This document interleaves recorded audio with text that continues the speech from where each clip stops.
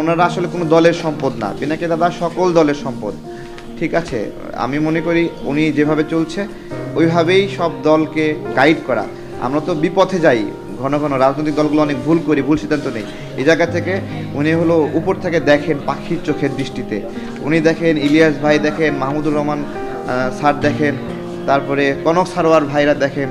আমরা তাদের পরামর্শ নেই নিয়মিত, এই দল গঠনের আগেও তাদের পরামর্শ নিয়েছি, সামনে পরামর্শ নেব। তারেক ভাই, আপনারা যে দুই দলে বিভক্ত, আগে ছিলেন গণ অধিকারের দুইটা পক্ষ ছিল, এখন আপনারা স্ব দলে চলে আসছেন। প্রশ্ন হচ্ছে, আপনারা কোনো কি চাপের মুখে দল পরিবর্তন করলেন বা নাম পরিবর্তন করলেন?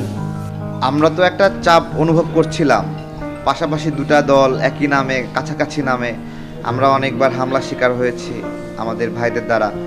তারপরে নিবন্ধন কেন্দ্রিক একটা জটিলতা, যখনই আমরা এটা করছিলাম তখনই আমাদের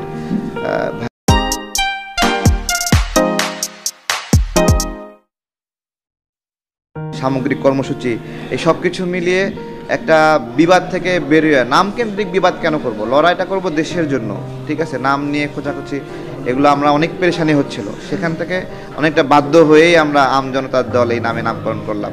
আরেকটি প্রশ্ন হচ্ছে, সেটি হচ্ছে আমরা শুনতে পেলাম পিনাকি ভট্টাচার্য নাকি আমজনতা নামটা পছন্দ করে দিয়েছে, এই বিষয়ে যদি পরিষ্কার করতে। জি, আমরা আমাদের সমাজের স্টেক হোল্ডার যারা সুধীজন তাদের কাছে বলেছি আমরা নামটা পরিবর্তন করতে চাই, আপনারা এটা সমর্থন করেন কিনা। তখন তারা বলেছে হ্যাঁ, এটা অনেক ভালো হয়। তাদের কাছ থেকে নাম চেয়েছি, এই নামগুলোর মধ্য থেকে আমাদের সদস্যদের মধ্যে আমরা ভোটাভুটি করেছি। এর মধ্যে সবাই পিনাকি দাদা যে নামটি সাজেস্ট করেছিলেন, আমজনতার দল, কোনো রকম পরিবর্তন ছাড়া ওই নামটাই আমরা পছন্দ করেছি। আচ্ছা তারেক ভাই, যেহেতু নির্বাচনের একটা আবহাওয়া তৈরি হয়ে গেছে, আপনাদের নির্বাচন কেন্দ্রিক কোনো চিন্তা ভাবনা আছে কিনা?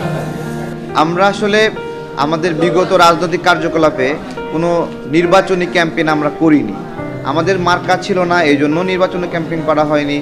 আবার আমরা আসলে অতটা আগ্রহীও ছিলাম না, আমাদের মূল জায়গাটা ছিল ভারতের আগ্রাসন বিরোধী লড়াই করা। এই বিষয়গুলো মানুষের সাথে কাউন্সিলিং করা, কথা বলা হয়নি ওইভাবে।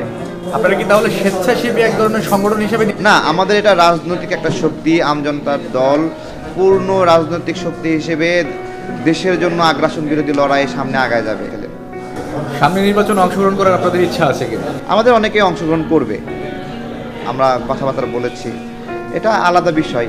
আমাদের তো এখন নিবন্ধনই নাই, আপনারা দোয়া করবেন যেন আমরা নিবন্ধন পাই।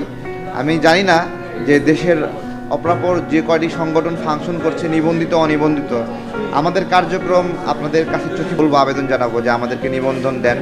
আমরা দেশের জন্য কাজ করতে চাই, আমাদের প্রতিনিধিরা সংসদে যাবে, আগ্রাসন বিরোধী লড়াইয়ের কথা সংসদেও আমরা বলতে চাই। Subscribe to my channel.